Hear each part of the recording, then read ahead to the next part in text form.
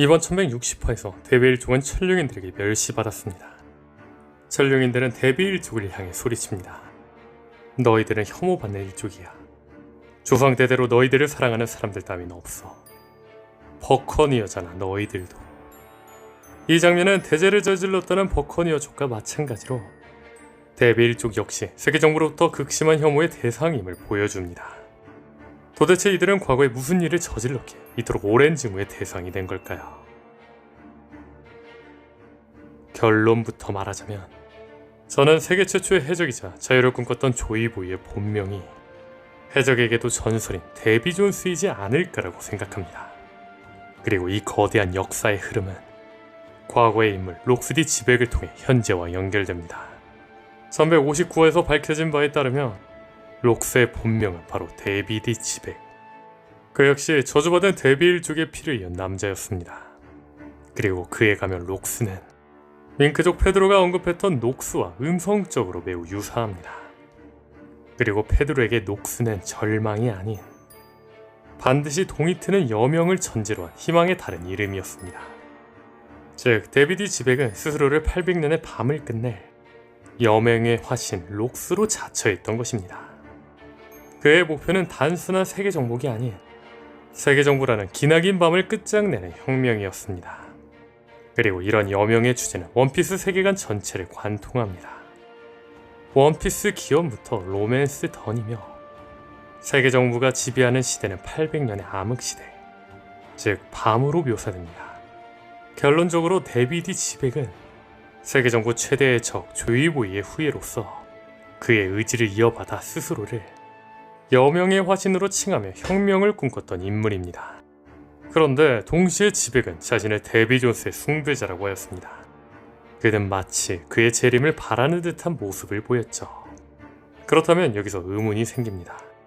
록스는 어떻게 조이보이라는 추상적인 의지를 따르면서 동시에 데비 존스라는 특정 인물을 숭배할 수 있었을까요? 이 모순을 해결할 수 있는 유일하고 가장 합리적인 해답은 바로 이것입니다.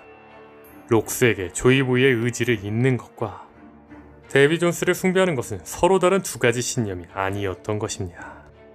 그가 따르던 위대한 의지의 주체와 그가 숭배하던 전설적인 인물은 처음부터 같은 존재였던 거라는 거죠. 즉 조이보이는 그의 역할을 나타내는 이명이며 세계 최초로 여명을 꿈꿨던 그의 진짜 이름이 바로 데이비디 존스 아닐까라는 거죠. 이 가설은 천룡인들이 왜 디엘족을 그토록 증오하는지를 설명할 수 있습니다. 과거 마리주아에서는 나쁜 아이를 디에게 잡아먹힌다고 겁을 줬고 마리주아의 어떤 노인들은 디는 또 반드시 폭풍을 부른다고 말하며 디의 등장을 경계했습니다. 심지어 디의 일족은 신의 천적이라고도 불리죠. 스스로를 신이라 칭하는 천룡인에게 디의 일족은 말 그대로 천적이다, 혐오 그 자체인 것입니다. 그렇다면 여기서 시점을 잠시 천룡인으로 바꿔보겠습니다. 스스로를 신이라 칭하는 천룡인에게 있어 800년 전 자신들의 세계 지배의 정면으로 맞섰던 조이보이는 역사상 가장 거대한 위협이자 첫 번째 적수였습니다. 그렇다면 천룡인들이 대대손손 가장 증오하고 경계할 대상은 누구일까요? 바로 그 숙적 조이보이의 피를 이은 조이보이의 일족일 수밖에 없습니다. 그런데 1160화의 장면처럼 천룡인들은 데비 일족을 향해 혐오받는 일족이라 부르며 극심한 경멸을 드러냅니다. 결국 천룡인이 조이보이의 일족을 증오한다는 명제와 천룡인이 데비 일족을 증오한다는 명제는 같은 결론을 가리킵니다. 현재 디의 의지가 곧 조이보이의 의지로 여겨지는 것을 생각해볼 때 천룡인에게 조이보이의 의지를 잇는 디의 일족은 평생을 증오할 혈통이겠죠. 다시 말해 디의 일족은 조이보이, 즉 데비 존스의 후예 아닐까라는 겁니다. 따라서 천룡인의 데비 일족 혐오는 800년 전 자신들의 지배에 정면으로 맞섰던 최대의 적 디의 일족, 즉 조이보이, 데비 존스 일족의 증오라는 겁니다. 다시 말해 디의 일족은 데비 일족이라는 거죠. 하지만 이 가설대로라면 여기서 또 다른 거대한 의문이 생깁니다. 만약 디가 데비 존스의 피를 이은 혈족의 증표라면 거인족인 하그왈디 사우로의 존재는 어떻게 설명해야 할까요? 그 해답은 디가 단순히 피로만 이어지는 혈통이 아니라는 데에 있습니다. 1085화에서 네페탈리 코브라는 알라바스트가 가야 할 길이 뭔지 알았다며 사부에게 말합니다. 루피군과 비비에게 전해주게 우리들도 D다라고. 이 대사는 코브라가 자신의 적이 세계정부라는 걸 안 뒤 네펠탈리 가문이 D의 일족이 아님에도 D임을 선언한 것입니다. 동시에 회상 속 과거 에이스가 사우에게 사디보라고 장난스럽게 부르는 장면이 나오며 D가 의지를 함께하는 이에게 붙여줄 수 있는 상징임을 암시했습니다.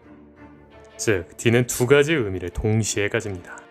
조이보이, 즉 데비 존스의 피를 직접적으로 이어받아 태생적으로 신의 천적이 될 운명을 짊어진 데비 일족. 티치와 록스는 여기에 해당될 가능성이 높겠죠. 그리고 혈연은 없지만 조이보이의 숭고한 뜻에 공감하여 스스로의 이름에 D를 새기고 기꺼이 신들에게 맞서는 의지의 계승자들. 사우로, 네펠탈리 가문, 그리고 어쩌면 루피 자신도 여기에 속할 수 있을 겁니다. 이것이야말로 D가 특정 종족에 국한되지 않고 시대를 넘어 다양한 인물들에게 나타나는 이유겠죠. 이 D의 이중성은 루피와 티치의 최종 대결이 단순한 강함의 대결이 아닌 어떤 미래를 선택할 것인가에 대한 사상전쟁임을 명확히 합니다. 몽키디 루피는 조이보이의 의지를 순수하게 계승하여 태양신 니카로 각성했습니다. 그가 가져올 세상은 모두가 웃으며 해방되는 자유로운 여명입니다. 또한 마샬디 티치는 조이보이의 피를 이었을지 모르나 그 의지를 자신의 야망을 위해 오염시켰습니다. 그가 가져올 세상은 모두가 공포에 떨며 복종하는 폭력적인 어두운 여명입니다. 그렇다면 바로 이 지점에서 우리는 1142화에서 등장했던 장면을 다시 떠올려야 합니다. 엘버프에 등장한 신의 기사단 킬링엄은 아이들의 순수한 공포심, 즉 악몽을 현실에 구현하는 끔찍한 능력을 가지고 있었습니다. 그리고 그 능력으로 아이들의 가장 깊은 두려움 속에서 태어난 존재들 중 유독 기이하고 충격적인 형상이 나타났습니다. 그것은 분명 해방의 전사이자 웃음의 상징인 태양신 니카의 실루엣을 하고 있었습니다. 하지만 그 모습은 우리가 아는 희망의 상징이 아니었습니다. 그리고 그 형태는 마샬디 티치를 연상시켰죠.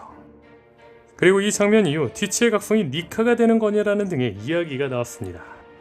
앞서 말한 것처럼 현재 티치가 조이브의 핏줄이라는 가설을 생각해본다면 충분히 가능성 있는 일일지 모릅니다.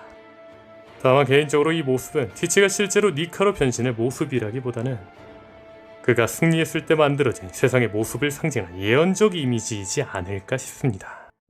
즉, 티치는 해방이라는 니카의 개념 자체를 비틀고 오염시켜 자신의 어둠의 능력으로 공포를 통한 복종이라는 왜곡된 이념을 실현시킬 수 있습니다. 즉, 킬링엄이 보여준 악몽은 바로 그 결과물. 다시 말해 티치가 왕이 된 세상의 끔찍한 모습을 아이들이 악몽으로 먼저 본 것일 수도 있죠. 루피와 티치의 마지막 싸움은 해적왕의 자리를 건 싸움인 동시에 D의 의지가 진정한 여명으로 완성될지 아니면 끔찍한 악몽으로 타락할지를 결정하는 세상의 미래를 건 싸움이라는 거죠. 사실 D가 던인가 데비인가 라는 질문은 무의미합니다.